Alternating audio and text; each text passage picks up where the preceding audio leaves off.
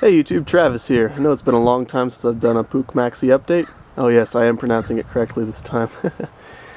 But finally had some time this weekend. I got a lot of things to tell you about. A lot of good things actually. This bike's come a long way and I'm really happy with it. Beautiful fall day here, by the way. Anyway, first big update's actually going to be this front fender. I have the original fender right here. And remember from my last update, which was a long time ago, I was a little concerned because I couldn't get this front fender to fit really well at all. That's rubbing even there over the 2.25 inch Michelin Gazelle. Well, I went ahead and posted on Moped Army in the buy-sell forum for a chrome fender, and someone actually gave me the exact solution I was looking for. Now, if you notice, the stock fender mounts inside the fender with these two bolts right here. This chrome fender has screws or bolts up here at the top, bolts on the outside right here. I believe this particular setup might have been custom, because if you look, let me see if I can get this out of the sunlight here, right there, that is a original mount where my stock fender would have gone. So for about 50 bucks, which I was pretty happy with the deal, I got this whole setup. This is the chrome fender, the mounting piece up here, and these two down tubes. And I think at least this one might have been custom. I don't know if those welds right there are factory or custom. More likely than not, this fender came off like maybe a Puch Magnum or a JCPenney Swinger or a Pinto. That's how I was able to work it out. Running a fender was actually really important for me because without this stabilizer, both the down tubes can move independently, and that can lead to some instability, especially if you're taking a turn really quick or if it's wet. And of course, if it's wet, you're going to get splashed a whole lot without a fender. So it was something I needed to have, and it's something you should consider if you're going to run the 2.25 inch Gazelles. That is one of the downsides. There are other tires you can run that'll fit the stock fender perfectly just fine, but this is what I ended up having to do. Now, it's been about 6 months since I did my POR 15 treatment of the gas tank, and I'm sure some of you are wondering how that's held up. The answer? It's probably hard to see on the camera right here. The sunlight's not really working with me at all today, but it is doing fantastic. It looks brand spanking new in there. It's perfectly silver.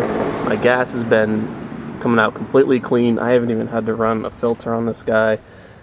Extremely satisfied with my experience with that POR 15 kit. Now, I'm particularly proud of my rear suspension setup. This is something that's actually changed a decent amount too. A lot of upgrades here. So first big one is this obvious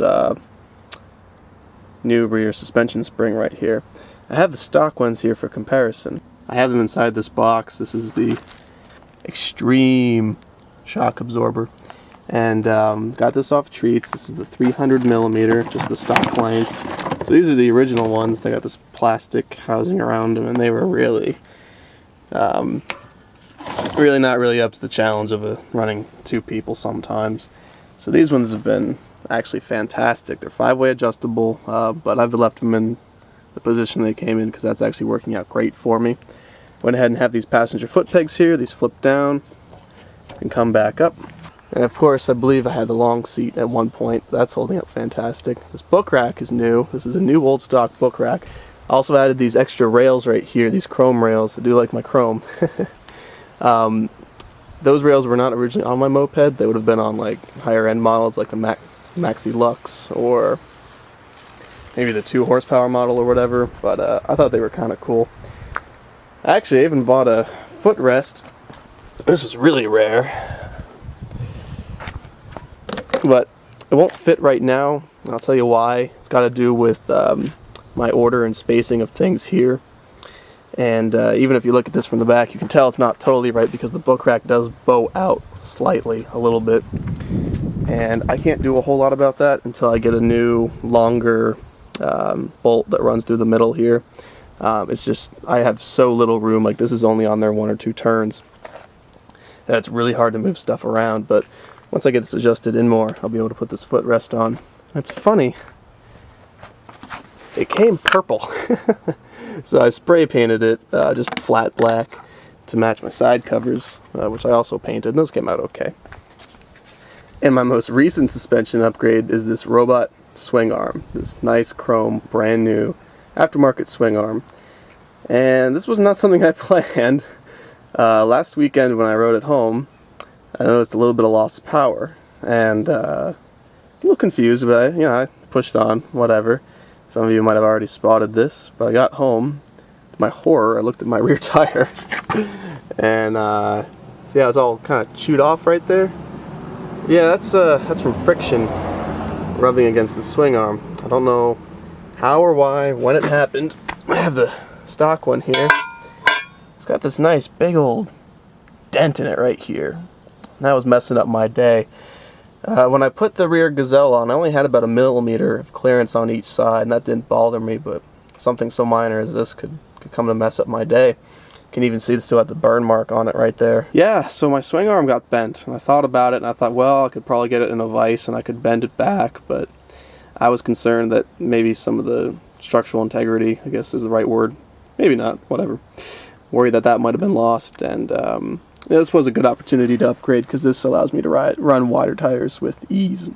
It was a process in itself changing this guy out. I thought, oh, I'll just take the rear wheel off, and then we'll take all the brake out and slide everything in, and it'll be all happy and whatever. Well, the bolts that hold it in, I don't know if I can get them on camera here, are right there, except they're behind the engine, so I had to drop the engine. But I've already done that at least 3 times, and so a couple friends and I were able to have it stripped down and back together in 3 hours, which is really cool.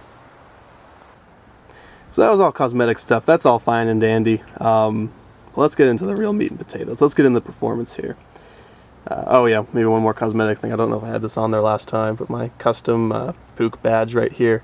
Mine was always missing the flywheel cover, and they're going for like 20 plus bucks on eBay, and I'm kind of like, for a little piece of metal, I can't really justify spending that much. So this is a Red Bull can, which I spray painted black and then put the sticker on it. It's crudely duct taped here, and I think that's just kind of funny. Own little personal touch to things, Of course, this performance pipe, this low-hanging, large chamber performance pipe here. Let's talk about those pipes for a minute. Since 2-strokes rely heavily on back pressure, performance exhaust is often one of the first things people do. I have right here the stock cigar exhaust pipe, which I was running. Now right below it here I have the Techno Boss, and this pipe, it was pretty cheap. It was only about 60 bucks, and it was a good pipe. But I ran this one over the summer, and this was a great top-end pipe. I mean, I was easily hitting the high 30s, and I was getting very stoked and having a good time. My reasons from going away from it, though, was that I just didn't really like my loss of low end. I'd hit the throttle, and I'd kind of sit there for a few seconds, then it would wind up, and everything would be great. But a good pipe, I'm still keeping it around. I may go back to it in the future. Just a small note about it. I suffered from an exhaust leak. It's pretty evident right there. I just had some issues with this being able to be flush with the cylinder. I was doubling up gaskets. I wasn't really sure what I was doing. If I was faced with this problem today, I'll tell you what I'd do.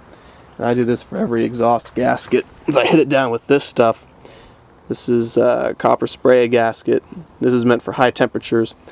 And you hit both sides of the gasket with that. Now let's go on to this current pipe here, and I'm a big fan of this pipe. Let me explain why. Now I know I'm going to pronounce this wrong, but I believe it's the Technigas Puch underbody exhaust, which I bought here. I got this one off 77 mopeds. And there's a couple pipes of this design with the big chamber in front. And I like this pipe. The quality is good. I mean, I haven't had any problems with this cracking or anything. I've been running this for months. It's got 3 mounting points, 1 here, 2 under the bike, and then a 3rd one right there.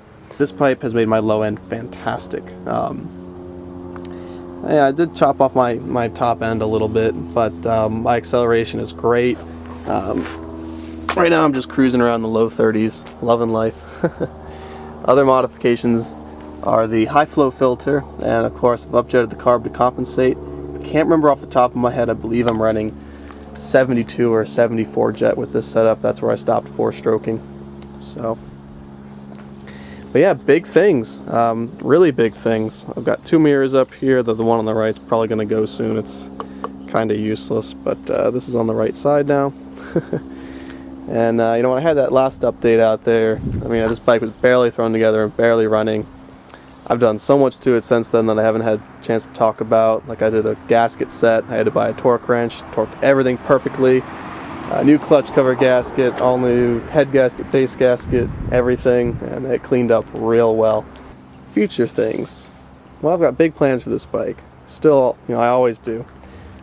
I have currently in my garage a 14mm carburetor and intake, and that came off of, it's like a vintage carb. It came off of probably a 2 horsepower model, but looking forward to that. That one needs rebuilt, and then I'll put that on here and then tune it again.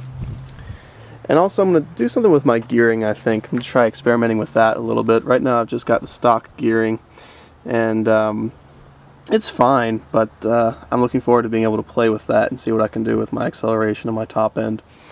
So overall, I mean, this bike has been extremely rewarding to me. I mean, it's had its moments of great frustration, but I mean, that E50 engine has been bulletproof, and that hasn't been rebuilt. That's completely original. It sat for 20 years, and as far as I can see, the crank seals and everything else are still great.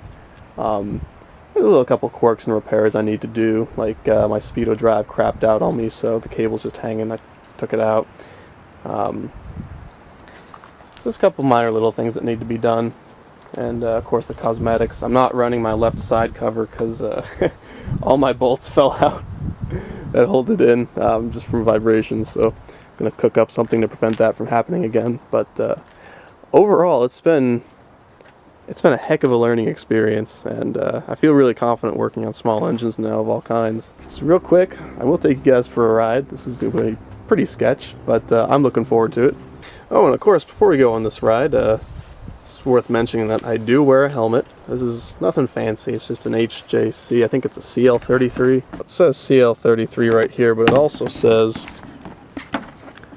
model HJ JAS 11.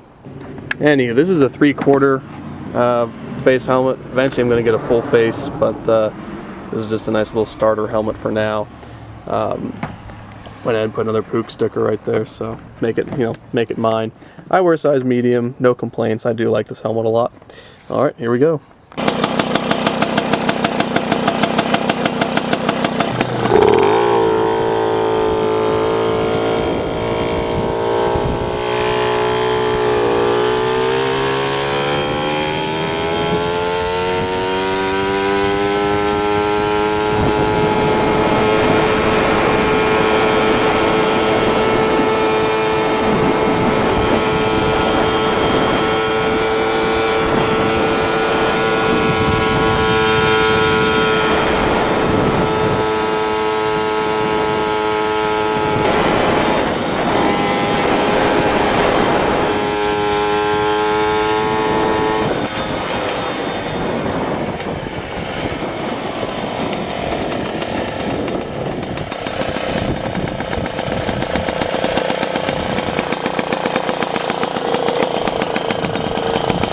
Oh man, so much fun. I love riding this bike so much.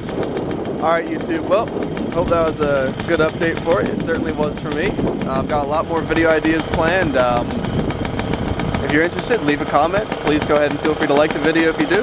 I'm happy to make videos about carburetor tuning, to review the parts I put on here, fabrication videos, regular maintenance, anything.